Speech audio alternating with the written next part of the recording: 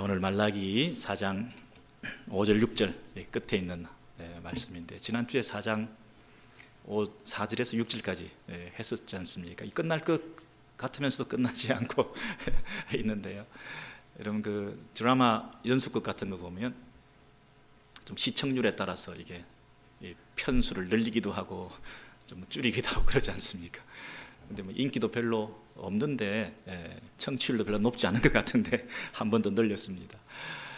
오늘 이 말씀을 6절 끝에 있는 말씀 중에 꼭 생각해 볼 말씀이 있어서 우리가 말라기 4장 마지막 설교를 하게 되었는데요.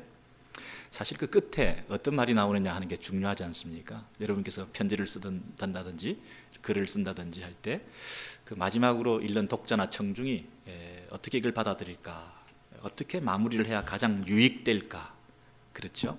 어떻게 마지막 단어를 골라 사용해야 그것을 보는 독자나 읽는 청중들이나 듣는 사람들이 그것으로 인하여 움직일까, 이런 더 유익되게 하기 위해서 마무리를 아주 잘해야 될 텐데요. 그런 면에서 여러분, 성경을 몇 군데 찾아보면 예를 들면 이렇습니다. 이사야서 66장 23절에서 24절까지인데요. 오늘 우리가 이사야서가 66장으로 된 걸 알게 됐네요, 그죠? 66장 제일 끝에 제일 마지막 절 두 줄에 이런 말씀이 있습니다. 여호와가 말하노라, 매 월삭과 매 안식일에 모든 혈육이 이르러 내 앞에 경배하리라. 이렇게 23절이 끝나고 제일 마지막 절 24절은 그들이 나가서 내게 패역한 자들의 시체들을 볼 것이요, 그리고 그 벌레가, 여러분 시체들, 죽음들 있죠? 죽은 시체들이 늘어져 있는데 그 시체들에게 이 벌레들이 가서, 죽지 않는 벌레들이 버글버글 끓으면서 그 갉아먹고 있다는 거예요. 그리고 불도 싸그라들지 않는, 꺼지지 않는 불이 있어서 그 시체들을 태우고 있다는 거죠. 여러분, 이 장면, 그래서 모든 혈육들에게, 모든 사람들에게 이게 가정 혐오, 정말 보기 역겨운 그런 광경이 벌어지고 있는 거죠. 여러분, 이 그림을 한번 생각해 보세요. 와, 시체들이 너부러져 있고요, 거기 막 벌레들이 막 버글버글하고 있고요, 거기 막 불이 막 타고 있고요. 그냥 보는 사람마다 역겨운, 안 보고 싶은 그런 장면, 이런 그 장면으로 이사야서가 끝이 나는 거예요. 그래서 이 당시에 이사야서를, 예를 들면 구약 성경을 회당에 가면 읽지 않습니까? 히브리 사람들이 회당에서 모여서 이 성경을 읽는데 제일 마지막에 66장을 읽고 이렇게 끝이 나면 너무 그 잔혹스러운 그림으로 이미지가 남겨진 채로 그 길 떠나게 되지 않습니까? 그러면 이게 불편하거든요. 그래서 회당장이 66장 24절로 끝내지 않고 그 위에 있는 절을 한 번 더 읽음으로써 그 성경을 읽는 것을 마무리를 하게 돼요, 보통. 그래서 여호와가 말하노라, 내가 월삭과 매 안식일에 모든 혈육이 이르러 내 앞에 경배하리라. 이렇게 마무리를 착 좀 멋있게 경배하리라, 이렇게 끝을 내도록 그렇게 해당해서 이런 일들이 있었다고 그러죠. 그렇지 않습니까, 여러분? 이 마지막에 너무 잔혹스러운 그 이미지를 가지고 떠나면 다음에 다시 회당에 오고 싶겠습니까? 이게 교회라고 왔는데 오랜만에 좀 이게 좀 긍정적이고 밝은 이런 메시지로 끝이 나면 좋은데, 막판에 이런 진노, 심판, 저주, 형벌, 죽음, 벌레, 막 꺼지지 않는 불, 지옥, 막 이런 걸로 마지막에 끝이 나니까 좀 불편하잖아요, 그죠? 마음이. 이것보다는 좀 은혜스럽게 경배하리라 이렇게 끝나는 게 좋겠다 싶어서 위에 있는 한 절을 밑에 한 번 더 읽습니다. 그렇게 해왔다는 거예요, 사람들이. 여러분, 이 이사야서 말고 예레미야 애가도, 이 슬픔의 노래도 어떻게 끝이 나느냐면요, 예레미야 애가 5장 21절 22절에 마지막에 이렇게 끝납니다. 여호와여, 우리를 주께로 돌이키소서. 그리하시면 우리가 주께로 돌아가겠사오니 우리의 날을 다시 새롭게 하사 옛적 같게 하옵소서. 이게 21절이에요. 근데 22절은 어떻게 끝났냐면, 같이 읽습니다. 시작. 주께서 우리를 아주 버리셨사오며 우리에게 진노하심이 특심하시니이다. 여러분, 특심하다는 말은 특별하게 마음 써주는 거잖아요. 하나님께서 우리에게 벌하시고 진노하시는데 특별히 우리를 벌하신다는 거예요. 영어 표현을 보니까 막 이 잴 수 없을 정도로, 자로 잴 수 없을 정도로 우리에게 화를 쏟아 부으신 그 진노가 우리에게 있습니다. 이렇게 끝이 나는 거예요. 그래서 회당장이 아무래도 이래가지고는 손님 다 떨어지겠다, 이래가지고는 커스터머들을 만족시킬 수 없겠다 싶어서 그 21절을 한 번 더 마무리하면서 읽으면서 끝을 내곤 했습니다. 그게 이제 히브리 사람들이 모인 회당장에서 있었던 그런 관례인데요. 뭐라고 끝내냐면 여호와여 우리 주께로 돌이키소서, 그리하시면 주께로 돌아가겠사오니 우리의 날을 다시 새롭게 하사 옛적 같게 하옵소서. 아멘. 이렇게 은혜스럽게 끝을 내곤 했다는 거죠. 그 밑에 진노하심이 특심, 하나님께서 우리에게 특별한 진노를, 아니 왜 우리에게 특별히, 왜 우리에게 그렇게 부담스럽습니다 주님, 왜 하나님이 왜 진노를 우리에게, 왜 우리를 가지고 그렇게 못 살게 굴어요 하는 그런 마음에 이 진노하심이 특심하다, 이것이 좀 거북하죠. 여러분, 눈살을 찌푸리고 마음을 상하게 하고 다시는 안 오고 싶은 이런 진노의 메시지로 마지막이 끝나고 있다는 사실이 좀 우리로 하여금 힘들게 만들잖아요. 한두 번 이러면 좋은데요, 전도서를 보시면 전도서 마지막에도 어떻게 끝이 나고 있냐면요, 12장 13절 14절로 끝나는데요, 야, 전도서는 1, 2, 1, 3, 1, 4 카드가 아주 숫자가 좋습니다. 12, 13, 14 보시면 일의 결국을 다 들었으니 하나님을 경외하고 그 명령을 지킬지어다, 이것이 사람의 본분이니라. 이게 13절이에요. 근데 14절에 뭐라 되어 있냐면 하나님은 모든 행위와, 여러분 예배가 없죠, 모든 행위와, 그런데 겉으로 드러난 행위뿐 아니라 감추어 놓은 은밀한 일들을 선악간에 다 심판하시리라. 와, 이러고 끝이 나는 거예요. 여러분 생각을 해보세요. 하나님께서 심판하신다. 그리고 모든 일에 대해서 예배 없이, 그리고 숨겨놓은 은밀한 이런 것들을 다 아시고 심판하실 거다, 이러고 다 끝이 나면 불쾌하죠. 좀 부담스럽죠. 죄 지적당하는 것 같고요, 자존심 상하고요, 막 말씀이 그렇게 막 사람을 후벼 파가지고요, 괴롭잖아요. 왜 이렇게 마지막을 이렇게 끝을 내냐고요. 그래서 그 위에 있는 13절을 한 번 더 읽고 끝내죠. 보통 일의 결국을 다 들었으니 하나님을 경외하고 그 명령을 지킬지어다, 이것이 사람의 본분이라. 이 정도면 좀 부드럽죠. 조금 부드럽게 이렇게 해야 우리가, 청중들이, 독자들이 덜 불쾌하고 불편할 거 아니겠습니까? 그렇게 이렇게 해당장에서 그런 풍습들이 있었다는 거예요. 여러분 어떠십니까? 여러분은 이 마지막 14절로 끝이 나도 괜찮으십니까? 아유, 불편하네, 오랜만에 교회 왔는데 심판 얘기 또 하네, 은밀한 거 다 또 들춰낸다 그러네, 부담스러워서 못 오겠네 하는 이런 마음이 사실 생기잖아요. 이런 말라기서, 오늘 마지막으로 해필 이 본문이 또 그렇다는 거예요. 그래서 함부로 끝을 낼 수가 없네요. 말라기 4장 4절에서 6절의 내용을 보시면 어떻게 끝나냐 하면, 마지막에 보세요. 돌이키지 아니하면 두렵건대, 두려워하지도 않고 무서워하지도 않고 그렇게 살아가는 우리 당시 청중들에게 두려운 일이 벌어진, 두렵건대 내가 와서 저주로 그 땅을 칠까 하노라 하시니라. 저주. 그 많고 많은 말도 많은데 말라기가 마지막 단어가 저주로 끝이 나거든요. 여러분 영어 성경도 해필이면 이게 이 저주라는 단어로 끝이 나지 않았습니까? 근데 이 히브리어도 말라기 제일 끝에 단어가 헤렘이라고 하는 저주라는 단어로 끝이 나고 있습니다. 참 신기하죠? 여러분, 우리는 하시니라 이렇게 끝나서 좀 덜한데 마지막에 저주 딱 이렇게 끝이 나면 그 여운이, 와, 너무 이렇게 힘들 거 아니겠습니까? 여운이. 그것도 여러분 말라기서의 마지막은 구약의 마지막이거든요. 구약 성경의 제일 마지막 단어가 헤렘, 저주, 이렇게 끝이 나거든요. 그리고 400년이 침묵입니다. 와, 이 납덩이처럼 400년 동안요, 우리는 이 저주라는 단어 하나 붙들고 살아야 되거든요.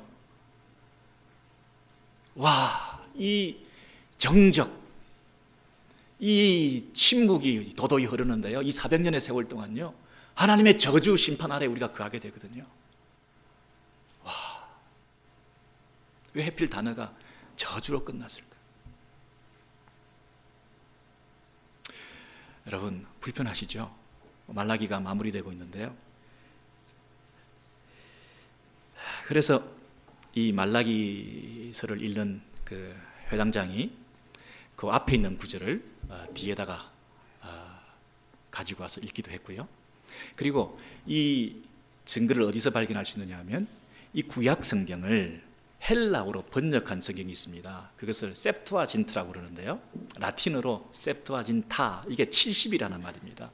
그래서 70여 명이, 72명입니다 정확하게, 학자들이 구약의 히브리어를 신약 헬라어로 번역한 책이 LXX, 그래서 LAX가 아니고 LXX, 그래서 L이 50이라는 숫자고요, XX가 10이 합치면 70이라는 거잖아요. 그래서 이 70여 명의 사람이 동원되어서 구약의 히브리어를 신약 헬라어로 번역한 그릭 올드 테스트먼이죠. 그 책이 있는데요. 왜냐하면 히브리어가 점점 사멸되어지고 점점 없어지고 가고 있으니까 이제 헬라어로, 왕성한 헬라어로 이렇게 번역을 했는데, 그 번역할 때 말라기서를 어떻게 마지막에 번역했냐면 4장 6절을 제일 끝으로 하지 않고 그 위에 4장 4절을 제일 마지막으로 가지고 왔어요. 그래서 그 성경에 보면 제일 마지막에 어떻게 끝나냐면, 너희는 내가 온 이스라엘을 위하여, 내가 호렙에서 온 이스라엘을 위하여 내 종 모세에게 명한 법, 곧 율례와 법도를 기억하라, 기억하라, 이렇게 제일 마지막에 그 4절을 제일 밑에다 끌어내려 놨어요. 그래서 그 위에 저주로 끝난다, 이게 끝이 아니라 밑에 기억하라, 이런 문장으로 끝을 내고 있어요. 여러분, 이 헬라어 성경 번역은 반역이다 이런 말도 있지만, 이 번역하면서 번역자의 의도가 들어가 있죠. 하나님께서 원래 주신 그 말씀을 그대로 받아들이기가 좀 부담스럽죠. 저주. 그래서 이스라엘 백성들에게 기억하라, 이런 정도의 문장으로 끝을 내고 있습니다. 여러분 어떻게 이 성경을 받아들였으면 좋겠습니까? 저주, 심판, 형벌, 꺼지지 않는 지옥불, 벌레가 죽지 않고 계속 우리를 갉아먹는 이런 심판의 골짜기에 우리를 초청하는 것을 원하십니까? 왜 하나님께서 이렇게 하셨을까요? 왜 구약의 마지막 단어를 저주라는 단어로 끝을 냈을까요? 그리고 왜 400년의 침묵기를 두시면서 하나님께서 의도하시는 우리 회중과 독자들에게 어떤 메시지를 전달해 주시기 위해서 이렇게 하셨을까요? 부담스럽지만 심판이라는 그 단어를 우리가 부담스럽게 받아들이지 않고, 우리에게 왜 이런 심판의, 죽음의 형벌에 대해서, 은밀한 죄까지 다 드러내는 하나님의 심판에 대해서 이렇게 경고하고 계실까요? 여러분, 우리가 이 심판에 대한 하나님의 음성을 먼저 들어야 이 심판에서 구원해 주시는 하나님의 은혜가 은혜되는 것 아니겠습니까? 복음이 복음되게 하는 거 아니겠습니까? 죽은 존재, 죽을 수밖에 없는 존재라는 것을 알 때 우리가 구원에 대한 필요성을 느끼지 않겠습니까? 우리가 살만하면, 별 볼 일 없지만 이래도 그래도 이게 내가 살만하면 굳이 구원자를 찾겠습니까? 그리고 구원자라고 보내주신 분을 제대로 우리가 영접하겠습니까? 구원의 필요성을 느끼지 않는데 구원자가 환대를 받겠습니까? 너희가 죄인이다 하는 그 말이 부담스럽지만, 내게 죄라고 하는 근본적인 문제가 해결돼야 된다고 하는 이런 필요를 느끼지 않으면 죄 문제를 해결해 주신 예수님의 십자가가 우리에게 은혜로 와 닿겠습니까? 여러분, 요즘 시대는 긍정적인 이런 메시지들이 많습니다. 당신 할 수 있어, 할 수 있어, 하면 된다,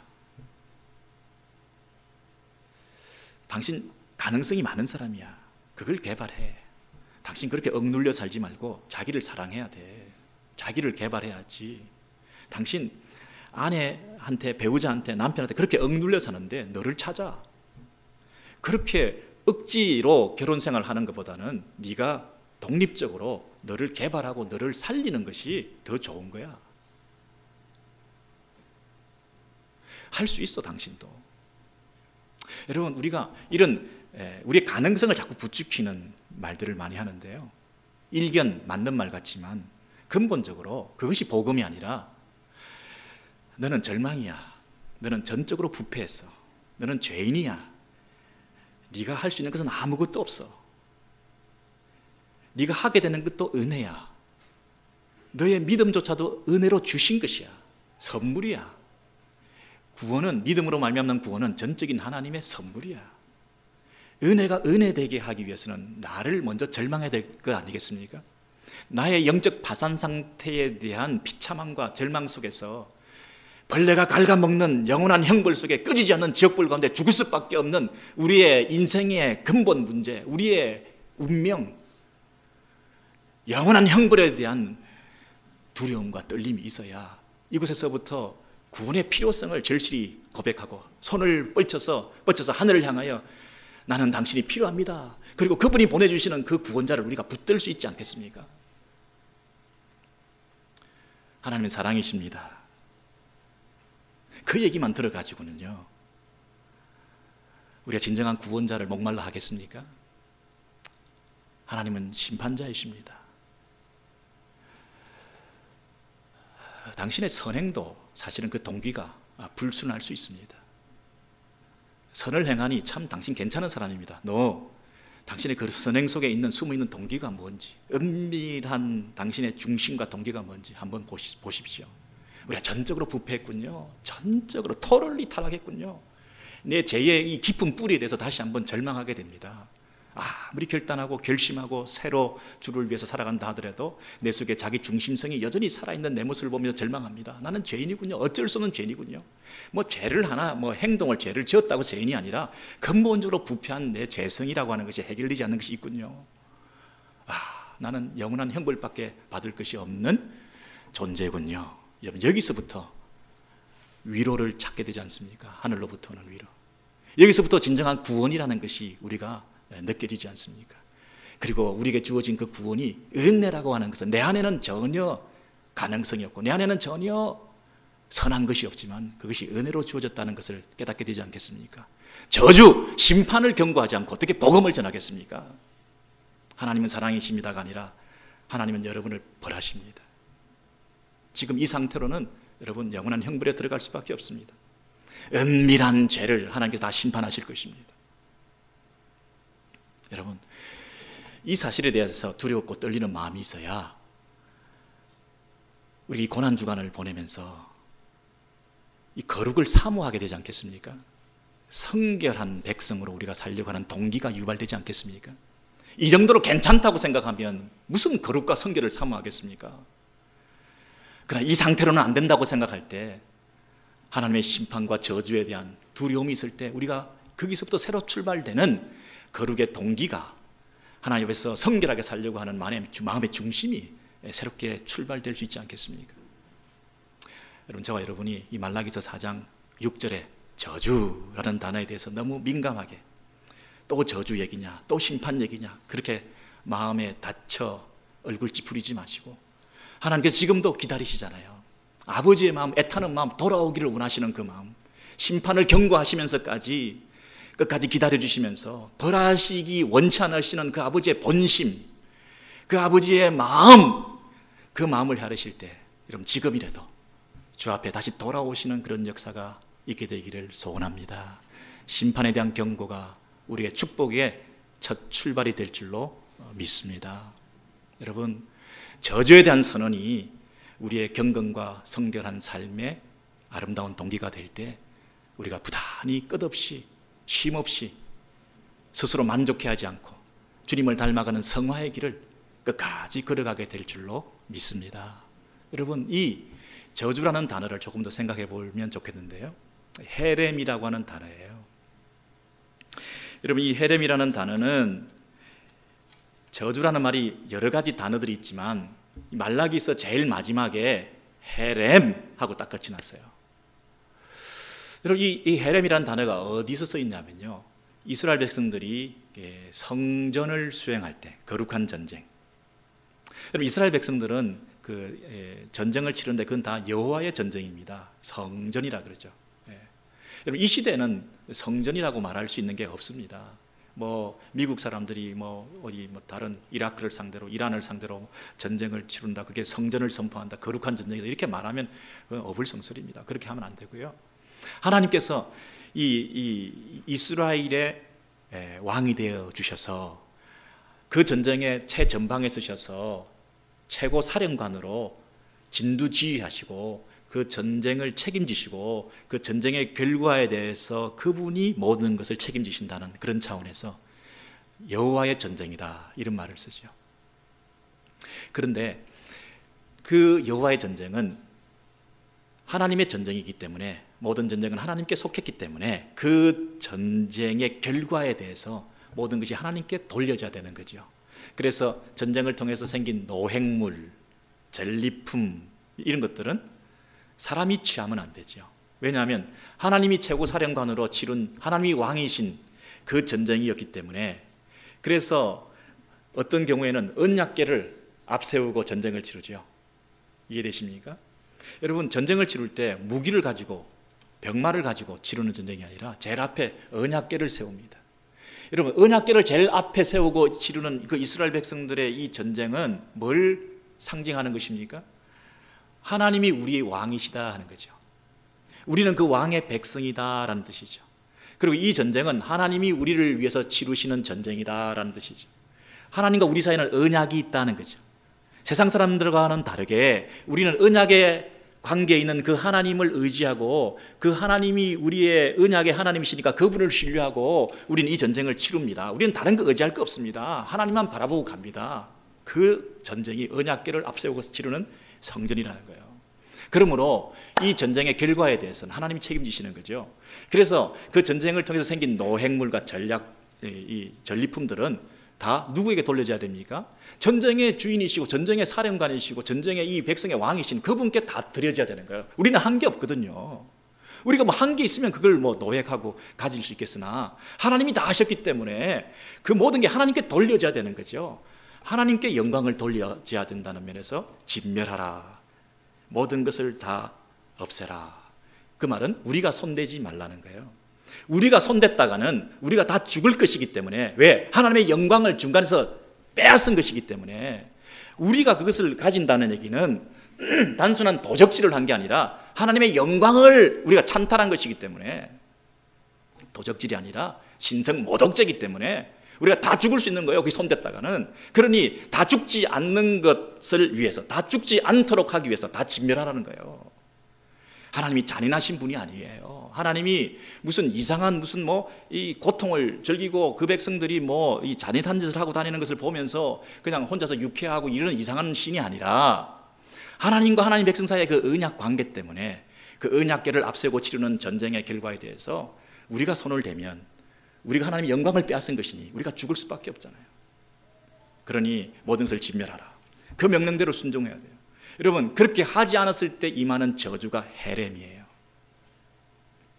하나님과 하나님 백성 사이에 언약 관계를 통해서 하나님을 의지하고 하나님을 믿고 하나님 명령을 지키고 하는 것을 하지 않았을 때 임하는 저주가 헤렘이에요.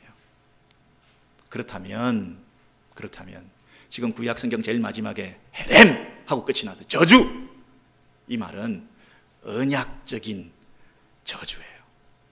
하나님 앞에 순종하면 복을 받고 하나님 앞에 순종하지 않으면 벌을 받는다. 그 언약의 저주가 있는, 그 말은 너와 나 사이의 언약 관계를 기억하라는 것입니다. 헤렘, 그 말 속에는 언약 백성아, 언약의 하나님을 기억하고 의지해라. 헤렘, 그 얘기를 하는 거죠. 돌이키라, 나에게로 돌아오라. 너와 내 사이는 언약 관계 아니냐. 여러분 잘 생각해 보세요. 가나안 땅에 이스라엘 백성들이 들어왔습니다. 이스라엘 백성이 탁 들어왔는데 하나님께서 그 들어오기 전에 시내산에서, 호렙산에서 언약 관계를 맺으셨죠. 너는 내 백성이다, 너희들은. 나는 너의 하나님이다, 왕이다. 그래서 그 왕 대신 하나님께서 당신의 나라를 시작하면서 그 나라에 법을 주셨죠. 여러분, 법이 없는 나라가 있습니까? 나라가 있으면 법이 있어야죠. 하나님께서 그 나라의 왕이 되시는데 그 나라의 백성들아, 너희들은 마땅히 이 법을 지켜야 된다. 그래서 십계명을 비롯해서 법을 쫙 주셨죠. 그래서 그 법을 지켜라, 그 규례를 지켜라, 그렇게 명령하셨죠. 예.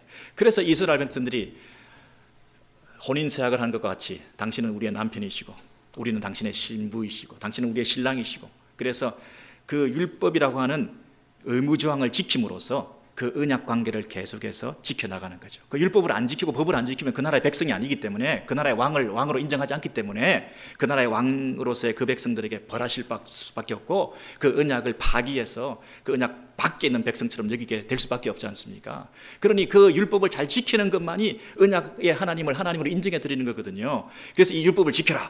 그래서 그 백성들을 가나안 땅에 집어넣었습니다. 그러면 가나안 땅을 진멸시켰는데, 언약 백성들을 사랑하셔서 그 율법 밖에 있는 가나안 족속들을 다 진멸했는데, 그 진멸한 그 가나안 땅에 들어가서 언약 백성들이 해야 될 일은 뭡니까? 가나안 땅 사람처럼 살지 않아야 되는 거죠. 가나안의 그 나라의 법을 따라 살지 말아야 되는 거죠. 그 가나안의 우상을 섬기지 말아야 되는 거죠. 언약의 하나님, 나의 하나님, 우리 하나님, 그 하나님만을 순종하고 지키고 예배하며 살아야 되는 거죠. 너희들은 그 가나안 사람과 달라야 된다. 적어도. 왜? 언약 백성이니까. 내 나라의 백성이니까 내 나라의 법도를 지켜야지. 내가 너에게 준 법이 있잖아. 여러분, 그런데 이스라엘 백성들이 가나안 땅에 들어가서 가나안을 닮아갔죠. 교회가, 성도가 세상을 닮아가죠. 성도가 세상을 닮아가죠. 교회가 기업을 닮아가죠. 여러분, 이 세상과 닮아가는, 여러분, 이것이 하나님 앞에서 얼마나 이것이 분노하는 진노의 대상이 되겠습니까? 저들은 내 언약 백성인데, 내 나라의 백성인데, 내 나라의 법을 안 지키고 누구의 법을 지키고 있냐? 그 나라의 왕은 난데 나를 섬기지 않고 왜 우상을 섬기고 있냐? 여러분, 가나안 땅에 들어간 이스라엘 백성들이 계속 그 일을 하고 있을 때, 너희들은 존재 가치가 없다. 너희들을 다 버려버릴 거다. 포로로 보내버렸어요. 진멸당하게 만들었어요. 성전이 무너지게 만들었어요. 너희들의 존재 가치가 더 없다고 해서 세상에서 몰아내버리셨어요. 그리고 포로 생활까지 하게 만들었어요. 그리고 다시 은혜로 그들을 살려두셔서 그들이 뭐라고 그 언약을 기억하셔서 다 죽어 마땅한 것들을 하나님께서 그 언약 때문에 다시 불러다가 다시 가나안 땅에 다시 심어놓고 성전을 건축하게 만들었어요. 그런데 이것들이 또 언약을 어기는 거예요. 또 언약을 생각 안 하는 거예요. 또 하나님에 대한 예배를 실종시키는 거예요. 또 하나님의 율법을 지키지 않는 거예요. 또 하나님을 무시하는 거예요. 언약의 백성들이. 그러므로 이들에게 임할 거 뭐예요? 헤렘, 저주라는 거예요. 언약적 저주라는 거예요. 하나님을, 언약 백성이 하나님을, 언약의 하나님을 인정하지 않을 때 너희들의 존재 가치가 어디 있냐? 너희 정체불명의 인생들, 너희들의 아이덴티티가 뭐냐? 왜 여기 와 있냐? 왜 왔다 갔다 하냐? 야, 너희들이 먹고 사는 게 문제냐? 교회와 세상사에서 서성거리면서 왔다 갔다 하는 그게 내 정체성이냐? 세상을 닮아가는 것이 교회가 가야 될 사명이냐? 성도, 그 이름에 걸맞는 삶을 살아야지. 하나님의 부르심을 받은 하나님의 백성인데, 그 나라의 백성이면 그 나라의 법을 지켜야지. 그 나라의 왕을 섬겨야지. 왜 맘머리즘에 빠져있고 물신을 섬기면서 자기가 우상이 되어서 그렇게 살아가는 인생이 되고 마냐? 정체성이 뭐냐? 헤렘! 언약적 저주죠. 우리가 누군가? 하나님께서 나를 부르셨다. 우리를 부르셨다. 하나님은 나의 하나님이시오. 하나님 나의 왕이시오. 나는 그분의 백성이다. 나는 그분의 신부다. 나는 그분의 나라에 속한 자다. 미국 땅에 아무리 살기 좋아도 이 미국에 속한 시민이 아니다. 천국 시민이다. 내 윤리와 내 가치관은 미국 시민으로서의 시리즌십을 가진 정도가 아니다. 천국 백성으로서 내 삶을 돌아봐야 된다. 왜 너희들의 삶에 거룩이 실종되었니? 왜 너희들의 예배 가운데 이런 형식적인 예배가 또 만연해 있니? 너희들이 이런 11조 가운데 왜 도적질하는 모습이 있냐? 하나님을 하나님으로 대접해야지. 언약의 하나님인데. 여러분, 이 헤렘이라고 하는, 저주라고 하는 이 단어로 끝이 나고 있는 이 하나님의 간절한 그 백성들, 언약의 하나님을 향한 그분의 열망, 돌아와라. 언약의 하나님을 기억해라. 돌이키라. 이 두 단어가 우리가 내린 구약의 결론 아니었습니까? 기억하라. 돌이키라. 뭘 기억하라고요? 언약 관계인 것을. 특별한 관계인 것을. 부모가 너를 버려도 나는 너를 버리지 않는다. 하나님과 너의 이 언약적 관계를 기억하라. 그리고 그분이 너의 하나님이면 그 하나님 앞에로 돌아와라. 율법을 지켜라. 하나님의 나라의 백성으로 살라. 누가 뭐라 그래도 하향평준화된 이 세상에 그 기준을 따라 남들 다 그렇게 하니까, 다른 교회 다 그렇게 하니까, 목사도 장로도 다 엉터리인데 우리가 이 정도 하면 됐지. 너 하나님의 백성이면 여러분이 하나님의 뜻 안에서 어떻게 살 것인가? 중심을 지켜라. 누가 뭐라 그래도 나만은 하나님 앞에서 신실하게 내 삶을 거룩하게 살아가리라. 결단하라는 거죠. 여러분, 이 말씀을 이 누가복음 신약 성경에서 뭐라고 제대로 받아서 잘 설명하고 있느냐면요, 제가 드린 이 말씀이 그냥 저 혼자 하는 얘기가 아니라 성경에 얼마나 반증, 증거되어지고 있냐면 누가복음 1장 13절에서 17절의 내용인데요, 그 앞에 우리 다시 한번 보시겠습니다. 말라기서 4장 4절에서 6절 그 앞에 구절로 넘기시면요, 이렇게 돼 있죠. 그 4절 이하에 5절에 이렇게 돼 있습니다. 법도를 기억하라. 보라, 여호와의 크고 두려운 날이 이르기 전에 내가 엘리야를 너희에게 보내리니 그가 아비의 마음을 자녀에게로 돌이키게 하고 자녀들의 마음을 그들의 아비에게로 돌이키게 하리라. 이게 5절 말씀이거든요. 여러분 잘 보세요. 엘리야를 너희에게 보내리니, 그 엘리야가 와서 하는 일은 뭡니까? 아비의 마음을 자녀에게로 돌이키고 그 다음에 자녀들의 마음을 아비에게로 돌이키게 하리라. 그것이 엘리야가 와서 하는 일이라 돼 있어요. 자, 누가복음 1장에 가보시면요, 그 엘리야가 온다고 했는데 그 엘리야가 누구냐면 세례 요한을 일컫는 말이었어요. 그 이름을 요한이라 하라. 이스라엘 자손을 주 곧 저희 하나님께로 많이 돌아오게 하겠습니다. 그 세례 요한이 와서 하는 일은 뭐냐면 하나님께로 돌아오게 하는 거예요. 돌아오게 하는데, 제가 또 엘리야의 심령과 능력으로 그 일을 한다 그랬죠. 여러분, 엘리야가 오리라 할 때 구약에서 말라기서에서 엘리야가 오리라 했는데 엘리야가 그분이 승천하시는데 어떻게 다시 올 수 있겠습니까?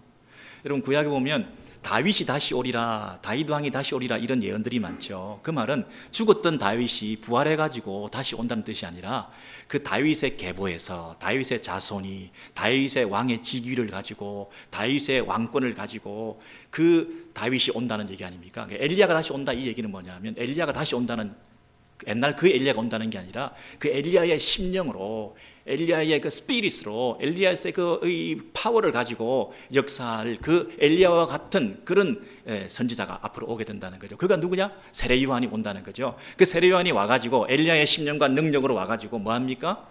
주 앞에 앞서가서 아비의 마음을 자식에게, 그 쓰르는 자를 의인의 슬기에 돌아오게 하고, 이렇게 말했죠. 자, 말라기서에서는 아비들을 자식에게, 그리고 자식들을 아비에게 그랬잖아요. 그런데 신약 성경의 누가복음에서는 아비의 마음을 자식에게, 그 다음에 자식의 마음을 아비에게, 이렇게 해야 되는데 거스리는 자를 의인의 슬기에 돌아오게, 이렇게 얘기했단 말이죠. 그러면 거스리는 자, 이거는 불순종하는 자죠. 배역하는 자죠. 그리고 의인의 슬기에, 이 말은 이 아비들에게, 이런 뜻이잖아요. 아비들에게 이 말을 이 의인의 슬기에로 대칭시키고 있는 거 아니겠습니까? 그러면 여러분, 이게 뭐 아비의 마음을 자식이 알고 자식의 마음이 아비를 알고, 이게 뭐 아버지 학교에서 슬로건으로 쓰면 좋은 이런 이 가정의 회복을 말하는 부자지간의 불화가 더 이상 종식되는, 뭐 이 얘기를 하려고 엘리야가 와서 뭐 이러겠습니까? 구약의 제일 마지막 말라기가 앞으로 우리 가정에 뭐 부자지간이 회복될 이 정도를 위해서 하나님께서 이 예언을 주셨겠습니까? 이게 무슨 뜻이죠? 여러분, 여기 보면 아비가 아니라요, 아비들이에요. 아버지들이라 돼 있죠. 아버지들, 그 아버지들에게 돌아간다는 거예요. 이 배역하고 불순종하는 사람들이 그 아버지들에게 돌아간다는 얘기는 뭐냐면, 그 아버지들이, 구약에서 이스라엘 백성들이 족장들, 열조들, 그들의 조상들을 말하거든요. 그래서 그 조상들에게 돌아간다는 얘기는 뭐냐면 그 조상들이 섬기는 하나님 여호와께로 돌아간다는 거죠. 그래서 그 아비의 마음, 그게 뭐냐면 그 조상들의 경건한 하나님을 섬기는 마음을 말하는 거죠. 그들의 의인의 슬기라는 게 뭐냐면 그분이 여호와를 경외하는 것이 지혜와 지식의 근본이 되는 하나님과의 의로운 관계가 되는 것이 그 인생의 참된 지혜라고 하는 그 경건하게 살아가는 우리 믿음의 조상들이 바라보았던 그 신앙으로 돌아가야 된다, 그 얘기 아닙니까? 언약의 하나님께로 돌아가야 된다는 얘기 아닙니까? 지금 이 이스라엘 백성들의 문제는 뭡니까? 그 열조들과 관계가 끊어져 있는 거잖아요. 그 열조들과 관계가 끊어졌다는 얘기는 그 열조들이 섬기는 하나님과 이 백성들이 관계가 끊어져 있다는 얘기 아닙니까? 이 많은 사람들을 하나님께로 돌아가게 해야 된다는 거 아닙니까? 그 일을 하러 오는 사람이 엘리야의 심령과 능력으로 세례 요한이 와서, 세례 요한은 예수 그리스도를 사역을 예비하셔서 백성들이 회개하라고, 너희들이 회개하고 천국이 임하였는데, 하나님 나라가 임하였는데 그 하나님 나라의 왕이 오신다, 그 왕께로 돌아가야 된다, 그 너희들이 섬겼던 조상들, 믿음의 경건한 신앙의 선배들이 여호와 하나님을 경외했던 그 신앙으로 돌아가야 된다. 하나님과의 언약 관계를 맺고 아브라함의 하나님, 이삭의 하나님, 야곱의 하나님에게 약속하셨던 그 하나님의 언약에 신실해야 된다. 그 하나님에게 돌아가야 된다. 그 아브라함이 우리의 조상이라고 한다면 혈육적인, 육신적인, 민족적인 조상으로 아브라함이 후손이라고 그것을 자만하고 있지 말고 그 아브라함이 바라봤던 하나님께 돌아가야 그 아브라함의 믿음의 조상됨을 네가 증명하는 거 아니냐. 믿음의 조상이신 그 아브라함을 섬기지만 말고 그 믿음의 조상인 아브라함이 바라봤던 그 하나님과의 관계, 그 하나님이 주신 그 언약, 그걸 붙들어서 이 패역하고 불순종하는 거스리는 인생들아, 하나님 앞에 대적하는 인생들아, 하나님을 모르는 인생들아, 하나님께로 돌아가야 된다. 이제 그 일을 세례 요한이 와서 회개를 촉구하고 예수 그리스도를 소개함으로 하나님께 돌아가게 하는, 이 온 백성들이 하나님께 돌아가게 하는, 하나님께 돌이키는 이 사역을 구약의 예언대로 완성시키시는 이 하나님의 일을 지금 예언하셨던 것이죠. 여러분의 마음이 지금 어떠신지 모르겠습니다. 우리가 혹시 거스르는 자들이 아닌가요? 우리가 섬겼던 그 믿음의 선배들의 그 여호와 하나님을 향한 그 일편단심, 유일한 하나님에 대한 신앙에 대해서 우리가 얼마나 멀리 떨어졌는지 모르겠습니다. 우리가 회복해야 될 것이 무엇일까요? 우리가 그 나라에 대한 사모함이 있으신가요? 여호와 하나님에 대한 여러분 진정한 경배를 회복하고 계시는가요? 이 고난주간을 보내면서 십자가의 의미를 생각할 때 이 십자가 속에 담긴 지혜와 하나님의 능력에 대해서 생각해 보셨습니까? 우리에게 이 나라를 주시기 위해서, 언약을 성취하시기 위해서 모든 저주를 그분이 십자가에 다 담당하시고 우리가 받아야 될 모든 그 저주를, 그 헤렘을, 그 언약적인 저주를 그분이 친히 짊어지시고 율법을 성취하시고 저주를 받으심으로 이루신 그 십자가의 승리를 통해서 우리에게 부어주시는 그 자유와 행복과 구원에 대해서 여러분 찬양해 보신 적 있으신가요? 놀랍게도 마지막 성경 구절 하나를 더 보시면요, 누가복음에서 한 죄인이 예수님의 십자가 옆에서 이런 고백을 하고 있습니다. 누가복음 23장 42절에서 43절 같이 읽습니다. 시작.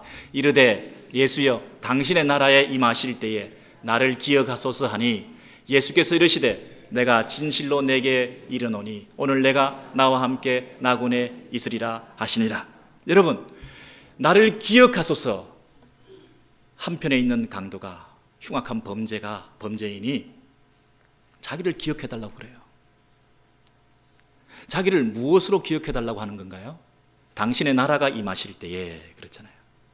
그럼 당신의 나라가 임할 때에 나를 기억해달라는 얘기는 그 나라의 왕이 누구라는 거예요? 바로 옆에 있는 십자가에 달린 예수라는 거죠. 그분을 그 나라의 왕으로 인정하는 거죠. 그럼 나를 기억해달라는 건 뭘 기억해달라는 건가요? 나를 그 나라의 백성으로 기억해달라는 거죠. 그 왕의 통치를 받는 그 왕권이 행사되는 그 나라에 들어가는 즐거움이 낙원이라는 거죠. 그 낙원에 들어가서 그분의 통치를 받는, 그분의 왕 되시는 그 나라에서 그분을 높여드리는 그 예배가 일어나고 그분을 향한 순종이 일어나고 있는 그 나라에 가고 싶다는 거죠. 여러분, 나를 기억하면 안 되죠. 나는 잿덩어리인데, 나는 모순덩어리인데, 나는 범죄인인데, 나는 선한 것이라고는 없는데, 이 강도가 감히 어떻게 나를 기억해달라고 얘기를 해요? 나를 생각하면 안 되죠. 그러나 나를 생각해달라고 하는 그 말은 내가 행한 일을 기억해달라는 것이 아니라 나를 위해서 행하신 당신의 일을 기억해달라는 거죠. 십자가, 그분이 나를 위해서 행하신 그 십자가의 큰 구원 사건, 나는 죄를 지어서 이 십자가에 달려있지만 당신이 흘리신 그 보혈은 나를 살리고 제사하는 권세를 가지신 그 십자가 속에 담긴 하나님의 사랑을, 하나님의 공의를, 하나님의 지혜를 내가 알게 되고, 태초부터 예언하시고 열조들부터 약속하신 그 나라, 하나님의 나라가 임하여 그 나라에 들어가는 백성으로 제사함의 권세를 주시고, 저희 죄를 저희가 알지 못하오니 저희를 용서하여 주옵소서. 죄는 우리가 아니라 죄 없는 당신이 대신 죽으심을 통하여 우리의 죄를 용서해 주시는 그 놀라운 제사함의 권세가 하나님께만 있는 것을 아는데, 하나님께서 우리의 죄를 용서해 주심으로 내가 그 나라에 들어갈 수 있게 되었군요. 내가 그 나라의 백성됨을 기억하게 해주세요.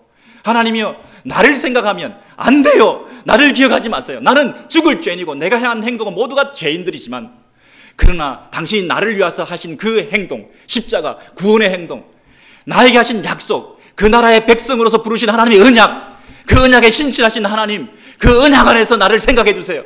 나를 잊지 마세요. 그 나라의 백성으로 나를 잊지 마세요. 하나님이여, 내가 그 나라의 백성으로 들어가기를 원합니다. 오늘 네가 나와 함께 그 낙원에 있으리라. 언약적인 하나님, 하나님과 우리 사이의 언약 관계를 복원하신 그 십자가의 놀라운 능력, 십자가를 통해서만, 십자가를 바라보는, 십자가에 달리신 예수를 바라봄을 통해서만 우리 거스리는 자들이 하나님께로 돌이키는 역사, 하나님께 돌아가는 역사가 일어날 수 있는 십자가의 무한한 능력, 온 인류를 빨아들일 수 있는 흡입력, 모든 인생들을, 모든 죄인들을 구원하고도 남음이 있는 이 제사함의 풍족한 하나님의 은혜, 이것이 십자가에서 흘러 넘쳐서 저와 여러분을 적시고 여러분이 그 나라에 빨려 들어와서 하나님께서 여러분의 심령을 사로잡으시고 그 십자가의 군사로, 하나님 나라의 병사로, 하나님 나라의 백성으로, 언약의 하나님으로 여러분을 무장시키셔서 남은 인생 주를 위해서 그 나라의 백성답게 살아가시는 저와 여러분의 후손들 되기를 주의 이름으로 간절히 축원합니다.